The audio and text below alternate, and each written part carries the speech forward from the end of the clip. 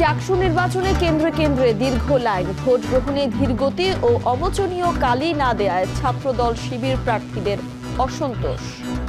কয়েক মিনিটের ব্যবধানে কালিটা চলে যাচ্ছে, এটা আমার মনে হয় যে প্রার্থীদের জন্য সংখ্যার শুকনো কারচুপি কিংবা একজন ভোটার একাধিক ভোট প্রদানের কিন্তু একটা সম্ভাবনা তৈরি হয়েছে।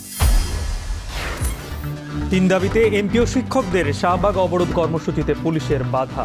আজকের মধ্যে দাবি না মানলে কাল থেকে চাকরি জাতীয়করণের 1 দফা আন্দোলনের হুঁশিয়ারি। পিআর নিয়ে বিতর্ক হবে পরবর্তী সংসদে। ঠাকুরগাঁওয়ে মির্জা ফখরুল, আন্দোলনকারীদের উদ্দেশ্য নিয়ে প্রশ্ন, পরশু জুলাই সনদ স্বাক্ষর। আনিসুল সালমান সহ আওয়ামী লীগের শীর্ষ নেতাদের তদন্ত 8 জানুয়ারির মধ্যে শেষ করার নির্দেশ। হাসিনার মামলায় 4র্থ দিনের যুক্তিতর্ক উপস্থাপন। এবং মিরপুরের বাতাসে বিষাক্ত ক্লোরিন, দুর্ঘটনার একদিন পরও কেমিক্যাল গুদামে ধোঁয়া, নিয়ন্ত্রণের সময় লাগবে। আশেপাশের বাসিন্দাদের সতর্ক থাকার পরামর্শ। জনবসতির জন্য ক্ষতিপূর্ণ। আমরা বারবার মাইকিং করতেছি, জনগণকে বলতেছি এবং আপনাদেরকে বলতেছি, দূরত্ব বজায় থাকেন, নিজের জীবনকে আগে বাঁচান।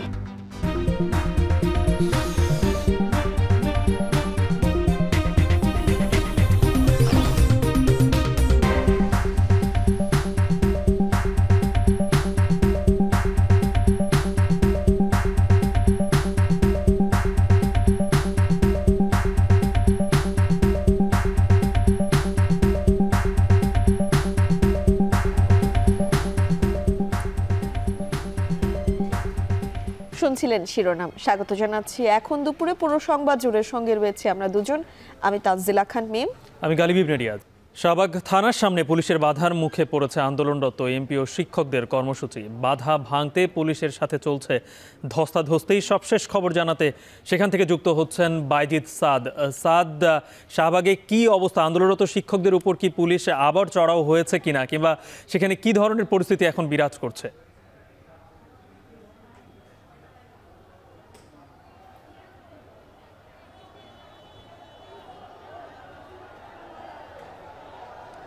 আজকে ধস্তাধস্তি পর্যন্তই সীমাবদ্ধ ছিল এবং এই ধস্তাধস্তি পার করে পুলিশের বাধা অতিক্রম করে কিন্তু একেবারে শাহবাগ মোড় পুরোপুরি শিক্ষকদের অবস্থানে পরিণত হয়েছে। শিক্ষকরা, হাজার হাজার শিক্ষকরা কিন্তু এই মুহূর্তে শাহবাগে অবস্থান নিয়েছেন। আমরা একটু দেখাতে চাই, ঠিক 3 থেকে 4 মিনিট আগেই কিন্তু শাহবাগ থানার সামনে পুলিশের বাধার মুখে পড়েছিল শিক্ষকরা। তাদের যে 3 দফা দাবি, সেটি নিয়ে মূলত তারা বেশ কিছু কর্মসূচি ঘোষণা করেছিলেন। তার মধ্যে আজ শাহবাগ ব্লকেড কর্মসূচিটি ছিল এবং সেটির প্রেক্ষিতে সেটি 12টায় হবার কথা থাকলেও বেলা 1:30 থেকে তারা শহীদ মিনার থেকে শাহবাগের উদ্দেশ্যে রওনা হন এবং এখন ঠিক 2:05 ঠিক এই সময়টিতেই কিন্তু তারা শাহবাগে এসে অবস্থান নিয়েছিলেন।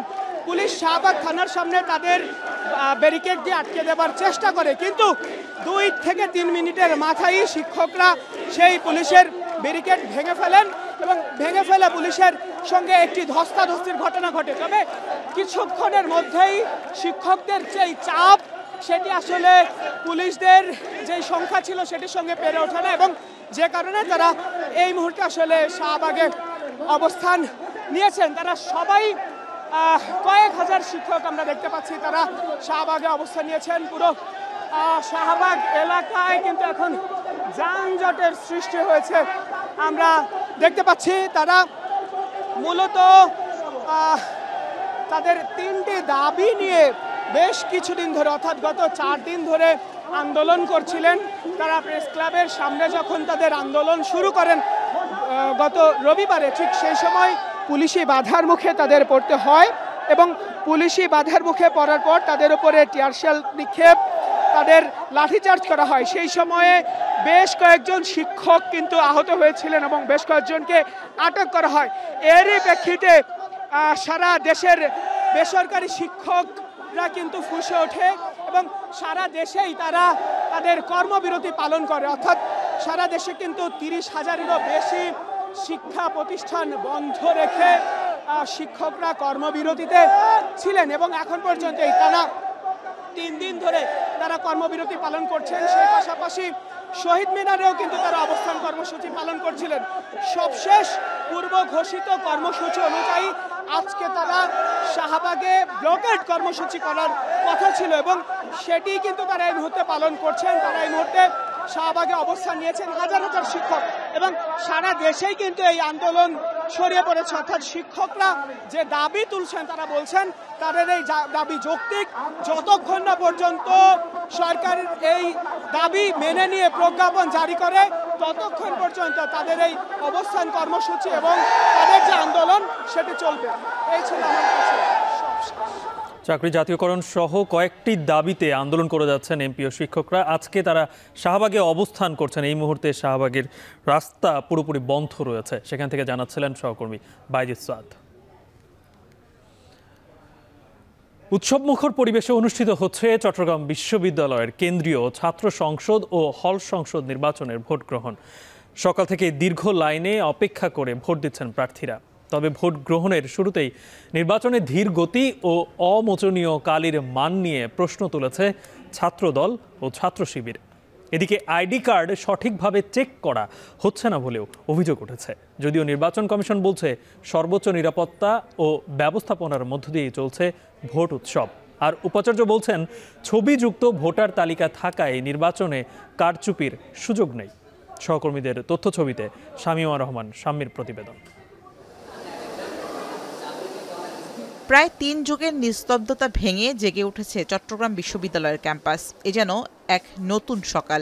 অবশেষে আলোর মুখ দেখা চাকসু নির্বাচনে ভোট দিতে তাই নির্ধারিত সময়ের আগেই দীর্ঘ লাইন। সকাল থেকেই বিশ্ববিদ্যালয়ের বিভিন্ন আবাসিক হল ও আশপাশ থেকে স্বতঃস্ফূর্তভাবে আসতে থাকেন ভোটাররা। এছাড়া 15টি বিশেষ ট্রেন ও শাটল ট্রেনের অতিরিক্ত 2টি শিডিউলে বাড়তে থাকে ভোটার উপস্থিতি। পছন্দের প্রার্থীকে ভোট দিতে 5টি কেন্দ্রে দীর্ঘ লাইনে দাঁড়িয়ে অপেক্ষায় থাকেন তারা। সরব উপস্থিতি দেখা যায় নারী ভোটারদেরও। সকাল 9টা থেকে ভোট গ্রহণ শুরুর কথা থাকলেও আধা ঘন্টা দেরি করে শুরু হয় ভোট, যেখানে নিজেদের প্রতিনিধি নির্বাচনে অংশ নিতে পেরে উচ্ছ্বাস প্রকাশ করেন ভোটাররা। সবাই মিলে সবার ইস্তেহার করতেছিলাম, এটা আমাদের জন্য অনেক চাঁদ রাতের মধ্যে ছিল আর কি। না, অনেক কাম আছে, সবকিছু অনেক অর্গানাইজড, ওরকম কোনো হ্যাসেল লাগতেছে না। এখনো সুস্থভাবে ভোট দিতে পারতেছি আমরা, কোনো ঝামেলা নাই, ভালোই লাগতেছে। জীবনের প্রথম ভোট। প্রার্থীরা ভোট দিবে, ওরা যে প্রতিশ্রুতি দিয়েছে এগুলো পূরণ করবে, এটা আমাদের আশা। ভোট থেকে শিক্ষার্থীরা আসছে এবং আনন্দ মুখর পরিবেশে ভোট গ্রহণটা অনুষ্ঠিত হচ্ছে এখনো পর্যন্ত। উচ্ছ্বাসটা আসলে আমাদের চাকসু নির্বাচন প্রায় 36 বছর পরে আবার অনুষ্ঠিত হচ্ছে, তো স্বাভাবিকভাবেই সবাই উচ্ছ্বাসিত। সকাল 10টায় বিশ্ববিদ্যালয়ের আইটি ভবনে ভোট দেন ছাত্র শিবিরের ভিপি প্রার্থী ইব্রাহিম হোসেন রনি ও ছাত্র দলের ভিপি প্রার্থী সাজ্জাদ হোসেন হৃদয়। এ সময় নির্বাচনের ধীরগতি ও অমোচনীয় কালির মান নিয়ে প্রশ্ন তোলেন তারা। এতে সুষ্ঠু নির্বাচন নিয়ে শঙ্কা প্রকাশ করেছেন প্রার্থীরা। এছাড়াও বিভিন্ন কেন্দ্রে রিটার্নিং কর্মকর্তাদের স্বাক্ষর ছাড়া ব্যালট পেপার দেওয়ার অভিযোগ তোলেন ছাত্রদল সাধারণ সম্পাদক আব্দুল্লাহ আল নোমান। আমরা কালির ব্যাপারটা যে বিভিন্ন শিক্ষার্থী ভোটাররা আমাদের কাছে অভিযোগ দিচ্ছে, এখানে কিন্তু একটা শুকনো কারচুপি কিংবা একজন ভোটার একাধিক ভোট প্রদানের কিন্তু একটা সম্ভাবনা তৈরি হয়েছে। আমি মাত্র ভোট দিয়ে আসছি, এই যে দেখেন আপনারা নিজেরাই ক্যামেরায় নেন, এই যে কালি উঠে যাচ্ছে, মানে কয়েক মিনিটের ব্যবধানে কালিটা চলে যাচ্ছে। এটা আমার মনে হয় যে প্রার্থীদের জন্য সংখ্যার, আবার যারা ভোটার রয়েছেন তাদের জন্য সংখ্যার। 14 নম্বর রুমে এখানে 20 জনের ব্যালট পেপার দেওয়া হয়েছে প্রিসাইডিং অফিসারের সিগনেচার ছাড়া, এবং এটার মধ্য দিয়ে এই নির্বাচনের যে প্রক্রিয়া সেটি আসলে প্রশ্নবিদ্ধ হচ্ছে। আমরা তাদেরকে বলেছি যে সুষ্ঠু তদন্তের ভিত্তিতে অভিযোগের নিষ্পত্তি করা হোক। তবে নির্বাচন কমিশন বলছে সর্বোচ্চ নিরাপত্তা ও ব্যবস্থাপনার মধ্যে দিয়ে চলছে ভোট উৎসব। এছাড়া ভোটার উপস্থিতি সাপেক্ষে নির্দিষ্ট সময়ের পরেও ভোট গ্রহণ চলবে বলেও জানান তিনি। কোনো সমস্যা আল্লাহর রহমতে কোথাও নেই। আমি একদম আপনার এন্ট্রি থেকে আরম্ভ করি কেন্দ্র সব জায়গাতেই গেছি, দুর্দান্তভাবে চমৎকার করে ছেলেরা লাইন ধরে তাদের আনন্দের সাথে আপনি প্রত্যেকটা সন্তানের মুখে দেখবেন হাসি। এদিকে বিশ্ববিদ্যালয় প্রশাসন বলছে দীর্ঘদিন নির্বাচন না হয় অমোচনীয় কালি আমদানি করেনি নির্বাচন কমিশন। ফলে চাকসু নির্বাচনে ব্যবহার করা হচ্ছে প্রতীকী কালি। তবে নির্বাচনে ছবিযুক্ত ভোটার তালিকা থাকায় কারচুপির সুযোগ নেই। আমাদের নির্বাচন কমিশনকে আমরা চিঠি দিয়েছিলাম। নির্বাচন কমিশন যেটা আমাদেরকে মুছনীয় অমোচনীয় কালি ব্যবহার করেন বাংলাদেশের জাতীয় নির্বাচনে, সেগুলো জার্মানি থেকে অর্ডার দিয়ে আনতে হয় এবং কত সংখ্যা আনে, যেগুলো ব্যবহার করার পরে বাকিগুলো ডেস্ট্রয় করতে হয়। আপনারা তো জানেন বাংলাদেশে এই ধরনের নির্বাচন হয়েছে যে অনেক আগে, আমরা কমিশন থেকে কোনো কিছু পাইনি। বাংলাদেশে যেই কালিগুলো আছে সেগুলো সর্বোচ্চ লেভেলে পর্যাপ্ত পরিমাণ আমরা ব্যবহার করছি। আমাদের যে প্রার্থীরা আছে প্রত্যেকটা প্রার্থীর সেখানে এজেন্ট আছে, তারা ওনাকে আইডেন্টিফাই করছেন। তারপরে যদি তিনি সঠিক ভোটার হয়ে থাকেন তাহলে সেটা টিক দিয়ে সেখানে আমরা চিহ্ন করে তার ভোটটাকে ক্রস দিয়ে আমরা তাকে ঢুকতে দিচ্ছি, তারপর ভোট দিচ্ছেন। এই পর্যন্ত চাকসু নির্বাচন ঘিরে ব্যাপক নিরাপত্তা জোরদার করা হয়েছে ক্যাম্পাসে। এছাড়া সামাজিক যোগাযোগ মাধ্যম ব্যবহার করে যাতে কেউ আইন শৃঙ্খলা পরিস্থিতি অবনতি ঘটাতে না পারে সে বিষয়ে সতর্ক রয়েছে বলেও জানায় পুলিশ। আমরা এমনিতেই 3 স্তরের যে নিরাপত্তা ব্যবস্থা হচ্ছে 4 স্তরের, আর 3টি ভাগে বিভক্ত করেছি। আর হচ্ছে প্রি ইলেকশন, ডিউরিং ইলেকশন আর পোস্ট ইলেকশন। তো প্রি ইলেকশনের সাধারণত যে বিভিন্ন ইন্টারনেট বা সামাজিক যোগাযোগ মাধ্যমে যে গুজব বা অন্যান্য বিষয় ছড়িয়ে যাতে কোনো ধরনের ঝামেলা তৈরি করতে না পারে সেই লক্ষ্যে আমাদের বিশেষ টিম কাজ করেছে। এবারে অনুষ্ঠিত হচ্ছে 7ম চাকসু নির্বাচন, যেখানে কেন্দ্রীয় ও হল সংসদ নির্বাচনে প্রতিদ্বন্দ্বিতা করছে 908 জন প্রার্থী আর ভোটার সংখ্যা 27,000-এর বেশি। শামীমা রহমান শাম্মী, এখন। চাকসু নির্বাচনের সবশেষ খবর জানাতে চট্টগ্রাম বিশ্ববিদ্যালয় থেকে যুক্ত হচ্ছেন সহকর্মী হুসেন জিয়াদ, কাজী মাহফুজ ও ফয়সাল করিম। শুরুতেই চলে যাচ্ছি হুসেন জিয়াদের কাছে। জিয়াদ, জানাবেন নির্বাচনের সার্বিক চিত্র কেমন দেখছেন?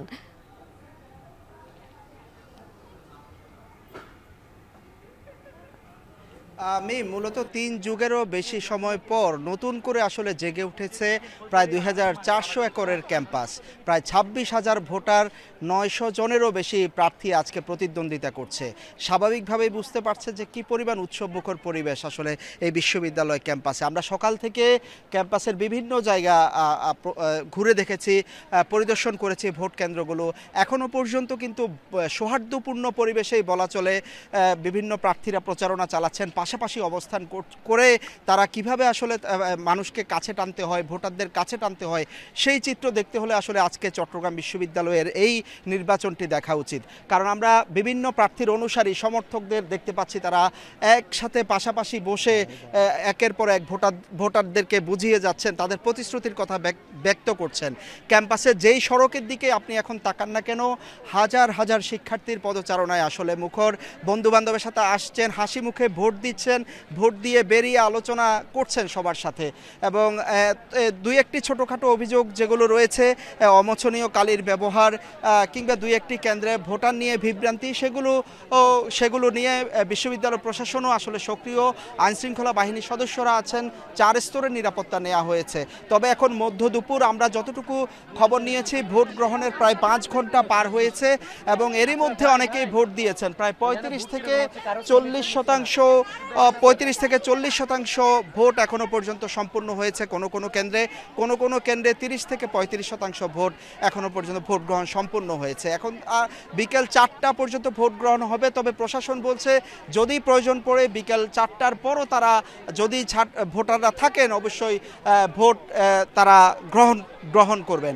আইনশৃঙ্খলা বাহিনীর পক্ষ থেকে আমরা কথা বলেছি, তারা বলছেন যে ভোটের আগের জন্য তারা এক ধরনের পরিকল্পনা করেছেন, আজকে ভোটের দিনের জন্য তাদের এক ধরনের পরিকল্পনা, এবং এই ভোট নিয়ে যাতে কেউ সামাজিক মাধ্যমে গুজব ছড়াতে না পারে সেই দিকের জন্য একটি পরিকল্পনা, এবং ভোট শেষ হলে ভোট গণনা থেকে পরবর্তী সময়ের জন্য নির্দিষ্ট পরিকল্পনা নিয়ে আসলে আইনশৃঙ্খলা বাহিনী সক্রিয় আছে এখানকার বিশ্ববিদ্যালয় প্রশাসনও। তবে ভোটাররা আশা করছেন যেই প্রতিশ্রুতি দিয়ে প্রার্থীরা প্রতিশ্রুতি দিয়েছেন সেই প্রতিশ্রুতিগুলো তারা পালন করবেন। চাকসু একটি ন্যায়ের কণ্ঠস্বর হবে, অধিকারের কণ্ঠস্বর হবে, এই প্রত্যাশা আসলে ভোটারদের। এবারে আমরা যাব মাহফুজের কাছে। মাহফুজ, জানতে চাই নারী ভোটারদের উপস্থিতি কেমন দেখছেন, আর সেই সঙ্গে নারী প্রার্থীরা যারা রয়েছেন তারা আসলে কি বলছেন?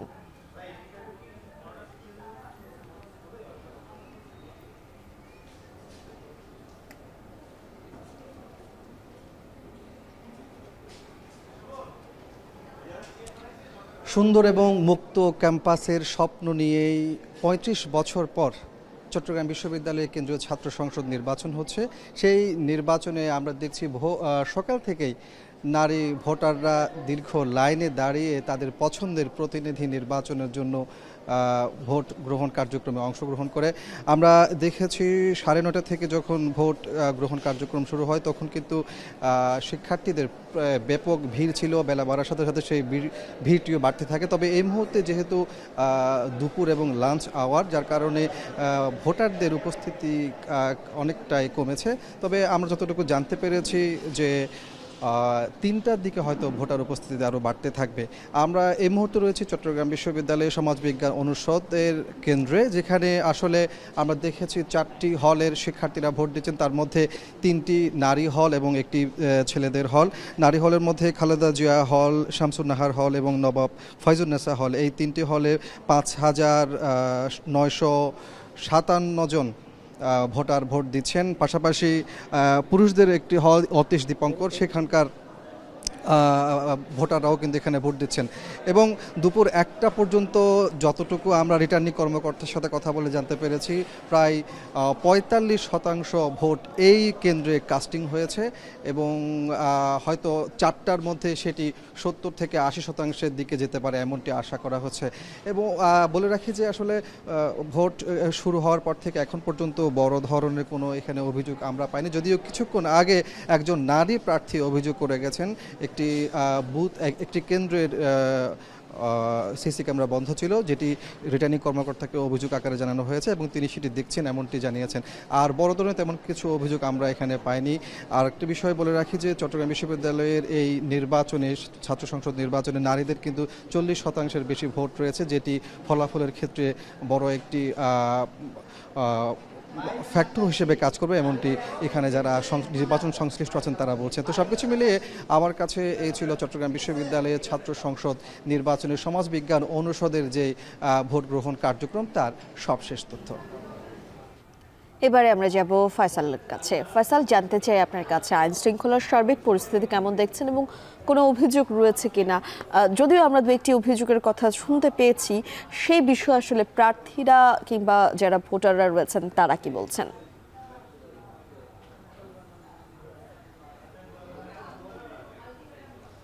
মিম 5 ঘন্টার ভোট পেরিয়েছে এবং আমরা সকাল থেকে যেটি দেখছিলাম যে উৎসবমুখর পরিবেশ, এখনও সেই ধরনের উৎসবমুখর পরিবেশ বলা চলে। কিছু কিছু অভিযোগ আছে, তবে সেই অভিযোগগুলো বড় কোনো অপ্রীতিকর ঘটনার জন্ম দেয়নি। আমরা দেখেছি যারা প্রার্থী আছেন কিংবা যারা প্যানেল আছেন তারা এসে এই চাকসু ভবনে যে নির্বাচন কমিশনার কার্যালয় আছে সেখানে এসে তারা অভিযোগ জানিয়েছেন এবং মূলত ছাত্র শিবির সমর্থিত প্যানেল এবং ছাত্র দলের যে প্যানেল তারা এসে এখানে অভিযোগ জানিয়েছিলেন। বিশেষ করে অমোচনীয় কালির বিষয়টি নিয়ে তারা বলেছিলেন। পাশাপাশি আমরা যেটি শুনেছি, শিবির সমর্থিত যে প্রার্থী আছেন তিনি বলেছেন যে আসলে বেশ কয়েকটি ব্যালটে স্বাক্ষর ছাড়া, আসলে নির্বাচনী কর্মকর্তার স্বাক্ষর ছাড়া সেই ব্যালটগুলো ফেলা হয়েছে এবং এই অভিযোগগুলো আসলে খতিয়ে দেখছে প্রশাসন এবং এগুলো যাতে পুনরাবৃত্তি না হয় সে বিষয়টিও তারা নজরদারিতে রাখছেন বলে জানিয়েছেন। এবং আমরা এই চাকসু ভবনে নির্বাচনী যারা কর্মকর্তা আছেন তাদের সাথে অনানুষ্ঠানিকভাবে কথা বলে যেটি জেনেছি যে 35 থেকে 40% মতো ভোট পড়েছে এবং কিছু কিছু কেন্দ্রে সেই ভোটের সংখ্যা 50% পেরিয়েছে বলে তারা ধারণা করছেন। তবে আনুষ্ঠানিকভাবে আসলে যেই বিষয়টি সেটি তারা আরও পরে ব্রিফিং করবেন। এবং এখন আমরা যেটি দেখছি যে আসলে মূল যেই চাপটা ছিল ভোট কেন্দ্রের সেটি ছিল সকাল 10টা থেকে 1টার ভেতর। এখনও ভোটার আসছেন, তবে সেই চাপটা অনেকটাই কমে এসেছে। আমরা দেখেছি ক্যাম্পাসে বেশ কয়েকটি ট্রেনে করে শহর থেকে দলে দলে শিক্ষার্থীরা ছুটে এসেছেন।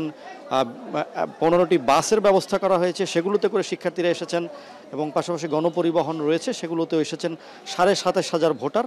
এই ভোটারদের উপস্থিতি নিশ্চিত করার জন্য প্রশাসনের পক্ষ থেকে সর্বোচ্চ ব্যবস্থা নেওয়া হয়েছে বলে দাবি করা হচ্ছে। এবং অমোচনীয় কালির যেই বিষয়টি এসেছিল সেটি বিষয়ে আমরা প্রভিসির সাথে কথা বলেছি। তিনি বলেছেন যে এই অমোচনীয় কালি যেটি ব্যবহার করা হয় নির্বাচনে সেটি আসলে জার্মানি থেকে আমদানি করতে হয়, যেটি দীর্ঘদিন নির্বাচন না হওয়ার কারণে সেই কালিটি আমদানি করা হয়নি, যে কারণে প্রতীকী কালি ব্যবহার করা হয়েছে যেমনটি করা হয়েছিল ডাকসু এবং জাকসুতে।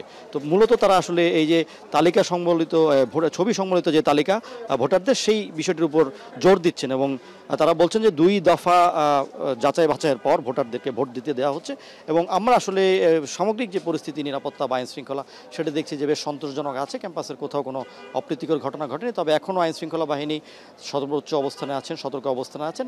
প্রায় 1200 সদস্য ক্যাম্পাস জুড়ে মোতায়েন করা হয়েছে এবং 250 সিসি ক্যামেরার আওতায় পুরো ভোট কার্যক্রম পর্যবেক্ষণ করা হচ্ছে। চট্টগ্রাম বিশ্ববিদ্যালয় থেকে চাকসু নির্বাচনের সবশেষ খবর জানাচ্ছিলেন আমাদের সহকর্মীরা। এবারে রাজশাহী বিশ্ববিদ্যালয় কেন্দ্রীয় ছাত্র সংসদ রাকসু নির্বাচনের খবর। সকল প্রস্তুতি সম্পন্ন করেছে নির্বাচন কমিশন রাকসু নির্বাচনের জন্য। ইতোমধ্যে কেন্দ্রে কেন্দ্রে বুথ স্থাপনের কাজ শুরু হয়েছে। নিরাপত্তার স্বার্থে বিশ্ববিদ্যালয়ের ভেতরে বাইরে মোতায়েন করা হয়েছে আইন শৃঙ্খলা বাহিনী। রাকসু নির্বাচনের সার্বিক পরিস্থিতি নিয়ে জানাতে রাজশাহী বিশ্ববিদ্যালয় থেকে যুক্ত রয়েছেন মারুফ হাসান। মারুফ, জানাবেন নির্বাচনের প্রস্তুতি কেমন যাচ্ছে এবং ভোটের বুথ প্রস্তুতি কেমন চলছে?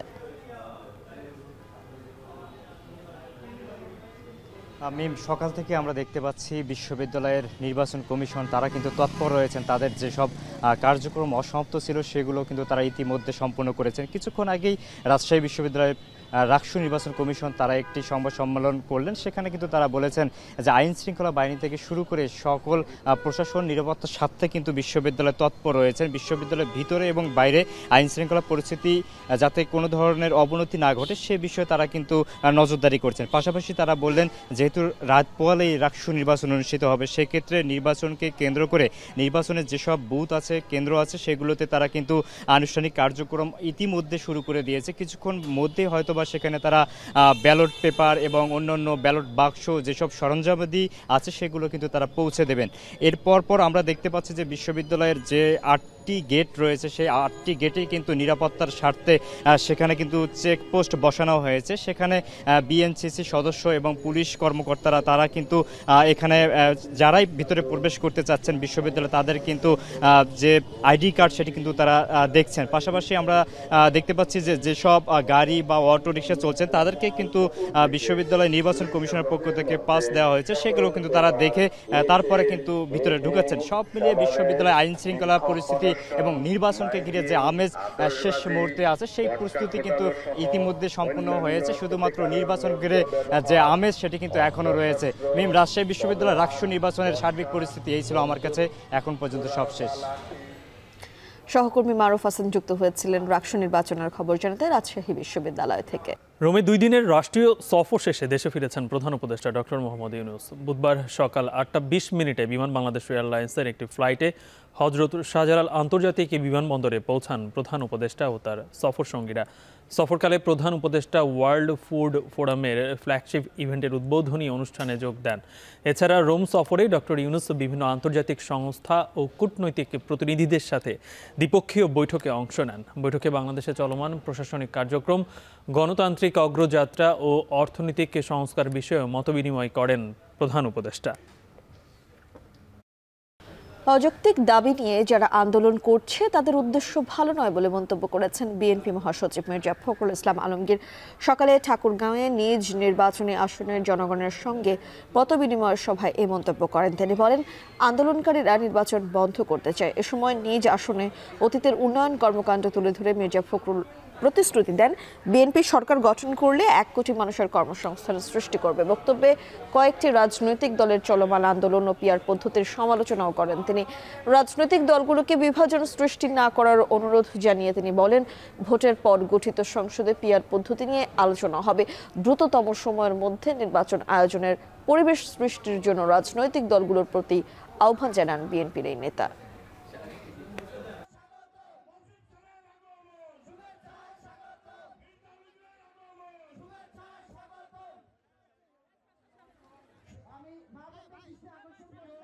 পিআর ঠিক আছে, পিআরের কথা আমরা আলোচনা করি, তর্ক বিতর্ক করি, সেটা পার্লামেন্টে গিয়ে করি। আমরা বলেছি যে আসুন এটাকে আমরা নেক্সট পার্লামেন্টে তর্ক বিতর্ক করি, যদি পিআর দেশের লোক চায় তাহলে আমরা সেটা করব। নির্বাচন গণভোট একসাথে করা ছাড়া কোনো উপায় নেই। তা না হলে জাতীয় নির্বাচন পিছিয়ে দিতে হবে বলে মন্তব্য করেছেন বিএনপির সিনিয়র যুগ্ম মহাসচিব রুহুল কবির রিজভী। দুপুরে নয়াপল্টনে সমসাময়িক বিষয় নিয়ে ব্রিফিংয়ে কথা বলেন তিনি। এ সময় তিনি আরও বলেন, জনগণের নির্বাচিত সরকার না এলে সংকট আরও ঘনীভূত হবে। পিআর হলে জনমনে বিভ্রান্তির সৃষ্টি হবে বলেও মন্তব্য করেন ডিসপি। যে একই দিনে জাতীয় সংসদ নির্বাচন এবং গণভোট অনুষ্ঠিত হওয়াটাই বাঞ্ছনীয় বলে সবাই মনে করছেন, কারণ এটির আগে হলে পরে এটা তেমন সময়ও নেই। আর এটা যদি আপনার করতে হয় তাহলে জাতীয় নির্বাচনটা সেটি পিছিয়ে দিতে হবে। তো পিছিয়ে দেওয়ার তো কোনো কারণ নাই, কারণ প্রত্যেকেই মনে করছেন যে রাজনৈতিক সমস্যা, অর্থনৈতিক সমস্যা দিনকে দিন বৃদ্ধি পাচ্ছে। তো সেই ক্ষেত্রে জনগণের নির্বাচিত প্রতিনিধিদের হাতে ক্ষমতা হস্তান্তরিত না হলে পরে সংকট আরও ঘনীভূত হবে। দেশের সবচেয়ে মজবুত আরএফএল ল্যাডার, যা 6061 গ্রেড অ্যালুমিনিয়ামে তৈরি। শক্তিশালী এমএস ক্রসবার নিশ্চিত করে সর্বোচ্চ নিরাপত্তা। RFL ladder. ক্ষমতাচ্যুত প্রধানমন্ত্রী শেখ হাসিনার বিরুদ্ধে মানবতা বিরোধী অপরাধের মামলায় চতুর্থ দিনের যুক্তিতর্ক চলছে। বুধবার বিচারপতি গোলাম মর্তুজার নেতৃত্বাধীন ট্রাইব্যুনাল 1-এ এই যুক্তিতর্ক শুরু হয়। গেল রোববার থেকে শুরু হওয়া এই যুক্তিতর্ক উপস্থাপন করছে প্রসিকিউশন। এর আগে মানবতা বিরোধী অপরাধে অভিযুক্ত আনিসুল হক, সালমান এফ রহমান সহ আওয়ামী লীগ ও 14 দলের শীর্ষ 45 নেতার বিরুদ্ধে 8 জানুয়ারির মধ্যে তদন্ত শেষ করার নির্দেশ দেন ট্রাইব্যুনাল।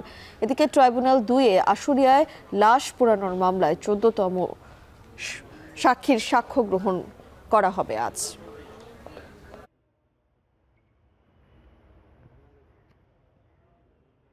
একদিন পেরুলেও নিয়ন্ত্রণে আসেনি মিরপুরে কেমিক্যাল কারখানার আগুনের ধোঁয়া। বাতাসে ছড়িয়ে পড়েছে বিষাক্ত ক্লোরিন গ্যাস। অসুস্থ হয়ে পড়েছে অর্ধশতাধিক মানুষ। পরিস্থিতি নিয়ন্ত্রণে কেমিক্যাল গোডাউনে প্রবেশ করেছে ফায়ার সার্ভিস।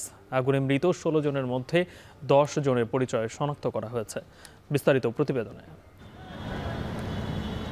মিরপুর শিয়ালবাড়ির ওয়াশিং কারখানার আগুন নিভে গেলেও পাশের কেমিক্যাল গোডাউনে একদিন পরও ধোঁয়ার কুণ্ডলী। সেখানকার বাতাসে বিষাক্ত রাসায়নিক মিশে ছড়িয়ে পড়েছে। এতে অসুস্থ হয়ে পড়েছে অন্তত অর্ধশতাধিক মানুষ। 11টার দিকে আগুন লাগছে। ওই আগুন এখনো পর্যন্ত একটু একটু করে জ্বলতেছে, আর বিষাক্ত রাসায়নিকের ধোঁয়া পুরো এলাকা ছড়া যাচ্ছে। সুস্থ শরীর নিয়ে অফিসে এসে এই কেমিক্যালের ধোঁয়াতে আজকে আমার মা বোনরা অসুস্থ হয়ে মেডিকেলে কেন দৌড়াচ্ছে? অনেক লোক অসুস্থ হয়ে গেছে, কেউ কাশতেছে, কারো চোখ লাল হয়ে যেতেছে। কেমিক্যালের গন্ধের কারণে এলাকার সব লোক অসুস্থ হয়ে গেছে। তো অসুস্থ হওয়ার কারণে সব মেডিকেলে প্রায় নিয়ে গেছে। বুধবার সকাল 11:30টার দিকে প্রথমবারের মতো কেমিক্যাল গোডাউনে ঢোকার চেষ্টা করে ফায়ার সার্ভিস। ব্যর্থ হলে দ্বিতীয় দফায় প্রবেশ করে খুলে ফেলে গোডাউনের প্রবেশ পথ। চেষ্টা চলছে বিষাক্ত ধোঁয়া সরানোর, এতে লেগে যাবে দীর্ঘ সময়। মেইন গেটটা খুলে ভিতরে অবস্থানটা আমরা দেখছি যে কি অবস্থায় আছে, প্রচন্ড ধোঁয়া ভিতরে আছে এবং এই মুহূর্তে কার্যক্রম আমাদের চলমান এবং দীর্ঘ সময় লাগবে। এই যে কেমিক্যালটা আছে অপারেশন করতে সময় লাগবে আমাদের। ফায়ার সার্ভিস বলছে আশেপাশের বাসিন্দাদের জন্য এই ক্লোরিন মারাত্মক ক্ষতিকর। বন্ধ করে দেওয়া হয়েছে আশেপাশের কারখানাগুলো। গার্মেন্টসের যে আগুনটা ছিল সেটা আমাদের সম্পূর্ণ নিয়ন্ত্রণে, কোনো সমস্যা নাই, নির্বাপন হয়ে গেছে আমাদের। কিন্তু কেমিক্যালের যে আগুনটা আছে এটা সময় লাগবে। বিভিন্ন প্রকার মাল্টিপারপাস যে কেমিক্যালগুলো আছে সেখান থেকে বিভিন্ন ধরনের টক্সিক গ্যাস তৈরি হইতেছে, যেটা বাতাসের সাথে মিশে গেছে এবং ক্লোরিন গ্যাস তৈরি হয়েছে। সেটা মানুষের শ্বাস প্রশ্বাস নিলে পরে তার ত্বকের সমস্যা হইতে পারে, ফুসফুসের সমস্যা হইতে পারে, হার্টের সমস্যা হইতে পারে। দুপুর 1টার দিকে ঘটনাস্থল পরিদর্শনে আসেন উপদেষ্টা শারমিন এস মুর্শিদ। জানান আইনের আওতায় আনা হবে অসাধু ব্যবসায়ীদের। একই সঙ্গে নিহতদের পরিবারের পাশে দাঁড়ানোর আশ্বাস দেন তিনি। এই মানুষগুলো যারা মারা গেছে তাদের পরিবারের সাথে সবকিছু ফলো আপ করার দায়িত্ব আমার মন্ত্রণালয়ে, আমি সেটা করব। ব্যবসায়ীরা দায়িত্বশীল আচরণ করেন না এবং এই জায়গাটাতে তাদেরকে আইনের আওতায় আনতে হবে। আমাদের এই স্বল্পমেয়াদীর সরকার, তারপরেও আমি মনে করি যে আমরা যেখানে পলিসি দরকার, বাড়তি আইন দরকার, সেগুলো আমরা খতিয়ে আগুনের ঘটনায় 16 জনের মরদেহ উদ্ধার হলেও এখনও নিখোঁজ অনেক। স্বজনদের খুঁজে পেতে ঘটনাস্থল ও হাসপাতালে ছুটছে পরিবারের লোকজন। তাদের অভিযোগ, হাসপাতাল ও ঘটনাস্থলে একাধিকবার গেলেও তথ্য দিতে পারেনি কেউ। একই সঙ্গে দুর্ঘটনায় জড়িতদের শাস্তির দাবি তাদের। ছেলে হারানোর কষ্টটা যে কত, তাই একটু এইটুকুই যে দোয়া করবেন যেন আমি ছেলেরা খুঁজে পাওয়ার সহযোগিতা সবার কাছে। মঙ্গলবার বেলা 11:30টার দিকে মিরপুর রূপনগর শিয়ালবাড়িতে ওয়াশিং কারখানা ও কেমিক্যাল গোডাউনে আগুন লাগে। এতে এখন পর্যন্ত 16 জনের মরদেহ উদ্ধার করেছে ফায়ার সার্ভিস। এর মধ্যে 10টি প্রাথমিকভাবে শনাক্ত করা গেছে। রাজু আহমেদ, এখন, ঢাকা। আজ থেকে চট্টগ্রাম বন্দরে কার্যকর হয়েছে বর্ধিত মাশুল। বন্দর ব্যবহারকারীদের আপত্তি সত্ত্বেও 1 মাস স্থগিত রাখার পর 56টি সেবার বিপরীতে গড়ে 41% হারে অতিরিক্ত মাশুল আদায় করছে চট্টগ্রাম বন্দর কর্তৃপক্ষ। বাড়তি মাশুল আদায় ঘিরে চট্টগ্রাম বন্দর ও ব্যবসায়ীদের মধ্যে বিরোধ তীব্র হচ্ছে। নতুন রেটে মাশুল আদায় স্থগিত রেখে সংশ্লিষ্টদের সাথে আলোচনা করে যৌক্তিক হারে বাড়ানোর আহ্বান জানানো হয়েছে। এরই মধ্যে প্রধান উপদেষ্টা বরাবর চিঠি দিয়েছেন বন্দর ব্যবহারকারীদের সংগঠন পোর্ট ইউজার ফোরাম। নতুন ট্যারিফের আওতায় বন্দরে প্রবেশের গেট পাস, ট্রাক ও কাভার্ড ভ্যানের পাসের চার্জ 4 গুণ বাড়ানোয় বন্দর থেকে পণ্য পরিবহন বন্ধের হুঁশিয়ারি দিয়েছেন পরিবহন মালিকরা। বাড়তি মাশুলের চাপে আমদানি রপ্তানি বাণিজ্য মুখ থুবড়ে পড়বে শঙ্কা ব্যবসায়ীদের। তাদের অভিযোগ, বিদেশি অপারেটরকে টার্মিনাল দিতে তাদের স্বার্থে মাশুল বাড়ানো হচ্ছে। এদিকে প্রজ্ঞাপন জারির পর 3 মাস সময় না দিয়ে বর্ধিত মাশুল কার্যকর করা বেআইনি ও দেশের স্বার্থ পরিপন্থী দাবি করে প্রজ্ঞাপন প্রত্যাহারের লিগ্যাল নোটিশ দিয়েছে বাংলাদেশ মেরিটাইম ল সোসাইটি। এবার আন্তর্জাতিক প্রসঙ্গ। হামাস আরও 4 ইসরায়েলি জিম্মির মরদেহ ফেরত দেওয়ায় নতুন করে রাফা সীমান্ত খুলে দেওয়ার সিদ্ধান্ত নিয়েছে নেতানিয়াহু প্রশাসন। মঙ্গলবার ইসরায়েলের কাছে হস্তান্তর করা 4 জিম্মির মধ্যে 3 জনের মরদেহ শনাক্ত করেছে তেল আবিব। এদিকে যুদ্ধবিরতির দ্বিতীয় ধাপ অনুযায়ী হামাস অস্ত্র ত্যাগ না করলে তাদেরকে বাধ্য করা হবে বলে হুঁশিয়ারি দিয়েছেন মার্কিন প্রেসিডেন্ট ডোনাল্ড ট্রাম্প। আরও জানাচ্ছেন অর্ণব প্রসাদ। একের পর এক সিদ্ধান্ত পরিবর্তন করে যাচ্ছে ইসরায়েল। হামাস নির্ধারিত সময়ের মধ্যে ইসরায়েলি জিম্মিদের মুক্তি না দেয়ায় মঙ্গলবার রাফা সীমান্ত না খোলার সিদ্ধান্তের কথা জানালেও বুধবার সেখান থেকে সরে আসে তেল আবিব। ইসরায়েলি সম্প্রচার মাধ্যম কান জানায় রাফা ক্রসিং খোলার সিদ্ধান্ত নিয়েছে দেশটি। এতে করে গাজায় প্রবেশ করবে প্রায় 600টি ট্রাক। আর প্রথমবারের মতো গাজা ছেড়ে যাওয়ারা পাচ্ছেন উপত্যকাটিতে প্রবেশের অনুমতি। যুদ্ধবিরতির প্রথম ধাপ অনুযায়ী মঙ্গলবার 4 ইসরায়েলি জিম্মির মরদেহ হস্তান্তর করেছে হামাস। রেড ক্রসের মাধ্যমে মরদেহগুলো গ্রহণ করেছে ইসরায়েলি কর্তৃপক্ষ। এখন পর্যন্ত 8টি মরদেহ তেল আবিবে ফেরত পাঠানো হয়েছে। এদিকে হামাস অস্ত্র ত্যাগ না করলে তাদেরকে বাধ্য করা হবে, হোয়াইট হাউসে এমন হুঁশিয়ারি জানিয়েছেন Donald Trump. We have told them we want to disarm and they will disarm. And if they don't disarm, we will disarm them. And it'll happen quickly and perhaps violently. And I spoke to Hamas and I said, you're going to disarm, right? Yes, sir, we're going to disarm. এদিকে টেলিভিশনে দেয়া সাক্ষাৎকারে Israeli প্রধানমন্ত্রী কথা বলেন গাজা যুদ্ধবিরতির দ্বিতীয় ধাপ নিয়ে। তার প্রত্যাশা এই ধাপে শান্তিপূর্ণভাবে অস্ত্র সমর্পণ করবে হামাস। আর এটি না হলে গাজায় স্থায়ীভাবে শান্তি নিশ্চিত হওয়া বাধার মুখে পড়বে বলে ইঙ্গিত দিয়েছেন নেতানিয়াহু। অর্ণব প্রসাদ, এখন, বিশ্ব। এশিয়ান কাপ বাছাই পর্বে ম্যাচ শেষে হংকং থেকে আজ দুপুরে দেশে ফিরেছে বাংলাদেশ ফুটবল দল। তবে হংকং থেকে সরাসরি ইংল্যান্ডে ফিরে গিয়েছেন হামজা চৌধুরীর সঙ্গে কানাডায় সমিত সোম এবং ইতালিতে ফিরেছেন ফাহমিদুল ইসলাম। শাহজালাল আন্তর্জাতিক বিমানবন্দরে দলের সঙ্গে দেশে ফিরেছেন বাকি ফুটবলার সহ টিম ম্যানেজমেন্টের সদস্যরা। তবে ছুটি কাটাতে সরাসরি স্পেনের উদ্দেশ্যে রওনা হয়েছেন কোচ হেভিয়ার ক্যাব্রেরা।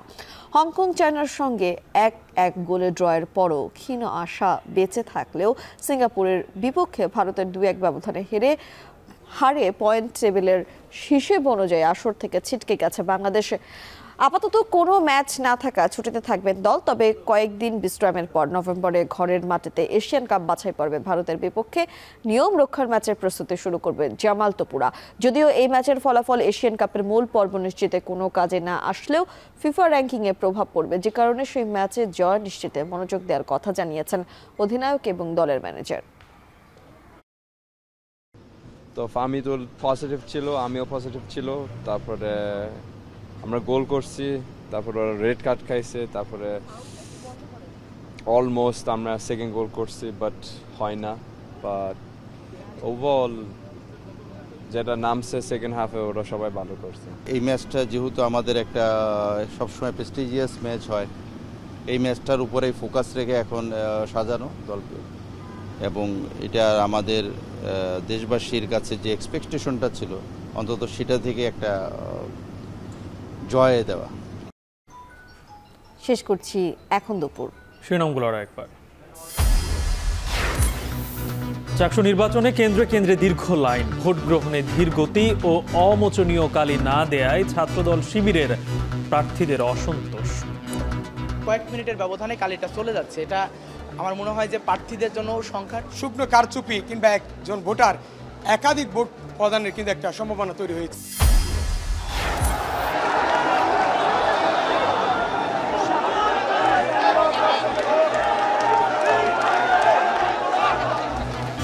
পুলিশের ব্যারিকেড ভেঙে শাহবাগে অবস্থান এমপি ও শিক্ষকদের। আজকের মধ্যে দাবি না মানলে কাল থেকে চাকরি জাতীয়করণের এক দফা আন্দোলনের আলটিমেটাম। পিআর নিয়ে বিতর্ক হবে পরবর্তী সংসদে। ঠাকুরগাঁয়ে মির্জা ফখরুল, আন্দোলনকারীদের উদ্দেশ্য নিয়ে প্রশ্ন, পরশু জুলাই সনদ স্বাক্ষর। আনিসুল সালমান সহ আওয়ামী লীগের শীর্ষ নেতাদের তদন্ত 8 জানুয়ারির মধ্যে শেষ করার নির্দেশ। হাসিনার মামলায় চতুর্থ দিনের যুক্তিতর্ক উপস্থাপন। এবং মিরপুরের বাতাসে বিষাক্ত ক্লোরিন, দুর্ঘটনার একদিন পরও কেমিক্যাল গুদামে ধোয়া, নিয়ন্ত্রণে সময় লাগবে। আশপাশের বাসিন্দাদের সতর্ক থাকার পরামর্শ। জনবসতির জন্য ক্ষতিপূর্ণ। আমরা বারবার মাইকিং করতেছি, জনগণকে বলতেছি এবং আপনাদেরকে বলতেছি দূরত্ব বজায় থাকেন, নিজের জীবনকে আগে বাঁচান। এই ছিল এখন দুপুরের আয়োজন। এখন টেলিভিশন ওয়েবসাইটে দেখতে ভিজিট করুন এখন.tv। ফেসবুকে চোখ রাখুন facebook.com/tv.এখন, আর ইউটিউবে লাইভ দেখতে ভিজিট করুন youtube.com/c/এখন TV।